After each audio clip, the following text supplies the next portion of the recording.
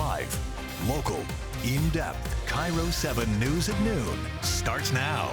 Washington history. Go Hawks, go Kraken. And with that, sports betting is off and running in Washington. Less than an hour ago, Sonic legend Shawn Kemp placed the first legal wager in the state. The Snoqualmie Casino's sportsbook is now open. Oh, man, it felt great. I felt like I picked the winner, first of all. And then just for these guys to call me and us make history today by me placing the first bet was awesome. I'm not much of a gambler in real life, but I definitely had fun doing this event today. This comes just in time as the NFL season kicks off tonight. As for the Snoqualmie Sportsbook, it will have 6 sports betting kiosks throughout the casino floor. There will also be 4 ticket windows within the sportsbook.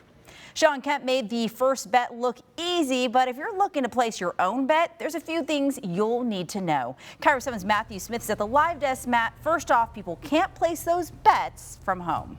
Yeah, today you've got to be at the casino. Eventually, they plan to roll out some tech where you can place your bets from your phone, but you actually have to walk onto the property for that bet to go through. In other words, you can't be at your couch inside your home. Sports gambling in Washington state has been years in the making, but the big change came in March of 2020. That's when Governor Inslee signed House Bill 2638, paving the way for all this. Today's rollout at Snoqualmie, well, times out with the first game of the NFL season tonight. This, as the American Gaming Association reports, more than 45 million Americans, 18% of the U.S. population, they plan to gamble in some way, shape, or form this NFL season. Now, a key difference with Washington state compared to other 20-plus states that have allowed sports gambling in some form, college betting. Now, in our state, you will not be able to gamble on in-state college games. In other words, no wagers on UW, WSU, or any other in-state college or university. Now, while you can't bet on Gonzaga, for instance, you'll still have plenty of other opportunities. If you are on site and if you want to bet on sports, Snoqualmie Casino's CEO says they'll have just about every event and prop bet that you can imagine. But will your favorite home team get a first down on this next possession? Will the next score be a touchdown pass or a touchdown run versus a field goal? Those are the type of proposition bets that will be available. Tracy mentioned as of today, bets do still have to be placed at specific kiosks, but as we said, those mobile opportunities will roll out soon for use on the casino's grounds. It is worth noting, Snoqualmie will not be the only tribe opening up a sports book. They are just the first. In total, we've got 9 tribes who have already been federally approved for sports betting. Others could be approved as well, but we'll see more sports books coming open in the next few weeks and months. Of course, with all the sports betting talk, it is worth noting it is not for everyone. If you know someone who needs help with a gambling addiction, the state of Washington does offer resources there as well. In fact, they've got a headline number for you, 1-800-547-6133. Back to you, Tracy. All right, Matthew, thank you. And today, another step toward the Kraken dropping the puck. This afternoon, we're getting our first look at the finished Kraken Iceplex. Cairo 7's Chris Francis is in Northgate with all the festivities. And Chris, what does this Iceplex mean to the team and the community? Well, you hit the nail on the head, Tracy. It is all about the community here. Not so much the Kraken team, although this will be their home.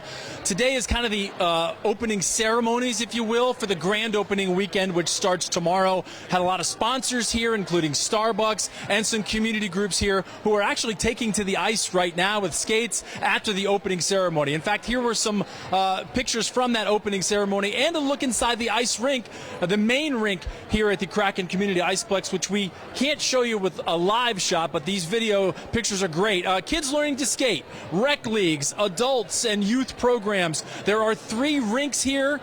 There are locker rooms, a team store. The bar and grill opens in November. They broke ground on this facility in February of 2020, so right about when the pandemic began. And through all that, they had this construction going on, and they finally got it finished just in time. A few minutes ago, I spoke to Kyle Boyd, the head of fan development for the Seattle Kraken. He's been on board since the beginning, since this team was kind of founded, and he says it's a dream come true to see this today here in Seattle. Today's a dream come true, right? To open up this facility for the community, to start welcoming guests, family, friends. We're thrilled to have this open and to begin programming for the kids in the community. People will be able to come in and just learn more about hockey, learn more about skating and all that we have to offer here. Obviously, we want some people to give their, get on the ice and give it a try. But of course, for the casual fan,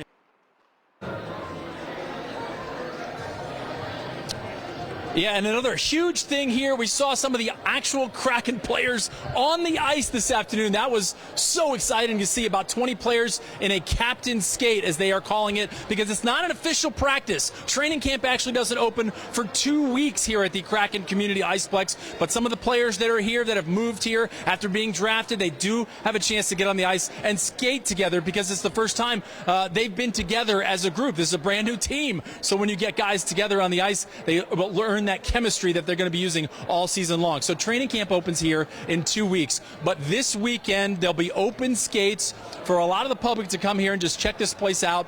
And we have an underground hockey community in this town, and it's only going to grow through this building here at Northgate. So impressive to see it go up in just the 18 months or so that it's been under construction, and it's a beautiful facility. Still a few things to be done, but man, they are ready to go here in Northgate. Tracy, I'm going to send it back to you in the studio. We'll have much more coming up at 5 o'clock tonight. All right, Chris, I was expecting to see you in skates on the ice right now. I don't know. Maybe soon.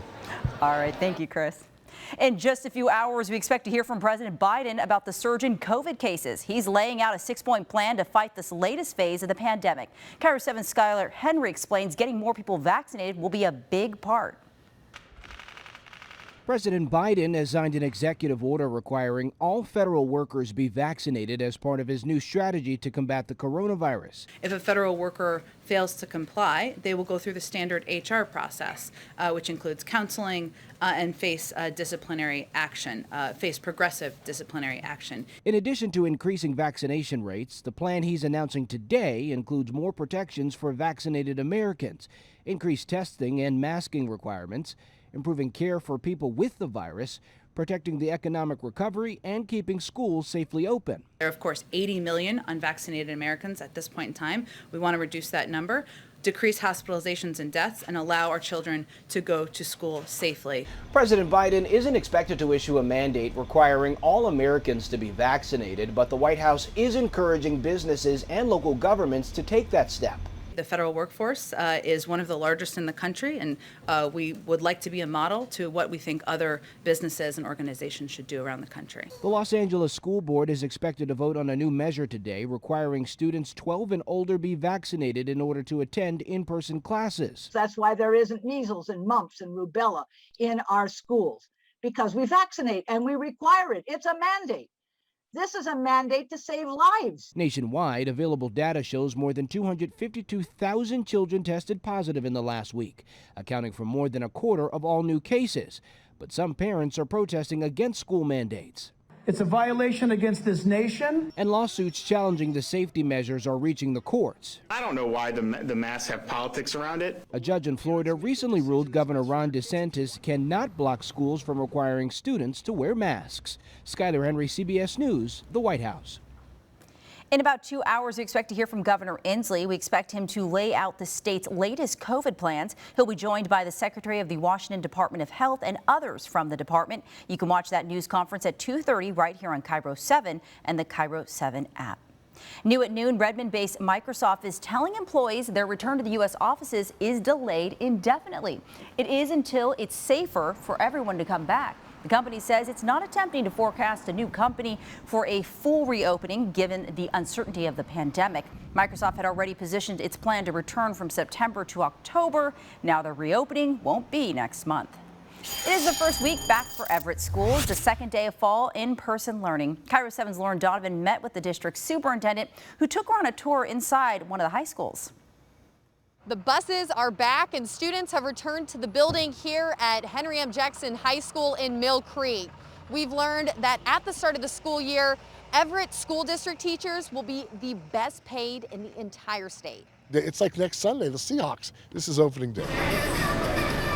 It's an exciting time to be back, but there's angst across the state, the country.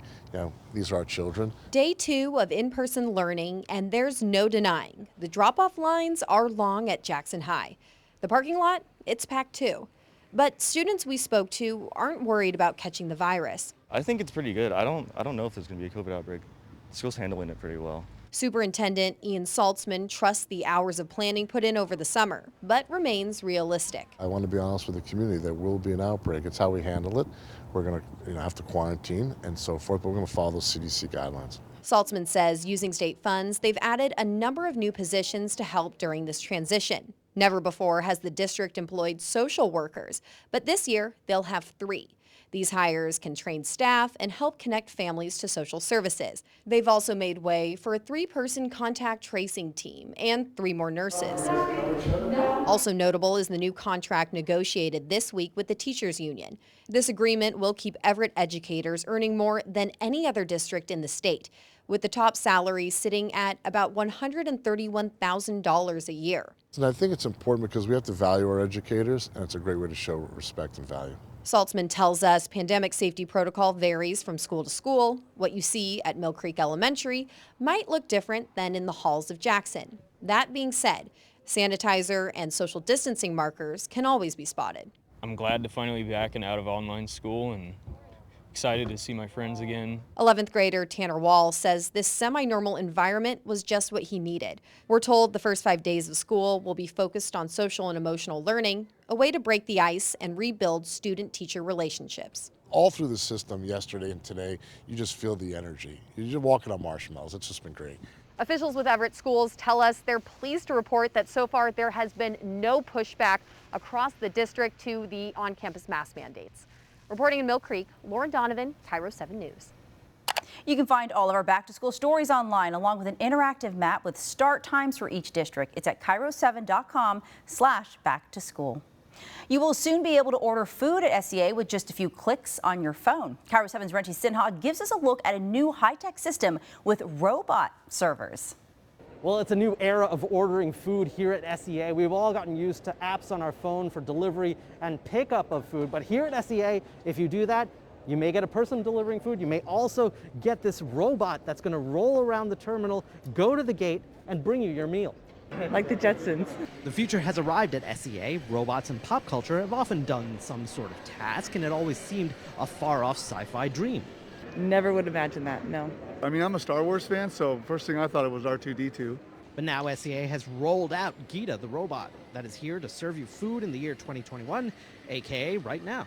I can actually charge my phone before I get onto the flight and have my food delivered at the same time. It was pretty cool. It was really neat to see how it's connected to the guy. When a guest sends us an order, it goes straight into our system. It prints a ticket in our kitchen. It closes out the transaction. Evan Alt says the ordering system helps people avoid lines. SEA spokesperson Perry Cooper showed us the Fly SEA app that will allow you to place an order without ever leaving your concourse. We all hate lines. I hate lines. And the fact is that as the airport continues to grow and we see more traffic, we're looking for new ways to leverage technology. It's hands off for us as a business. The vast majority of the food delivery service will be done by humans for now, but some food will get to hungry travelers via Gita right at their gate.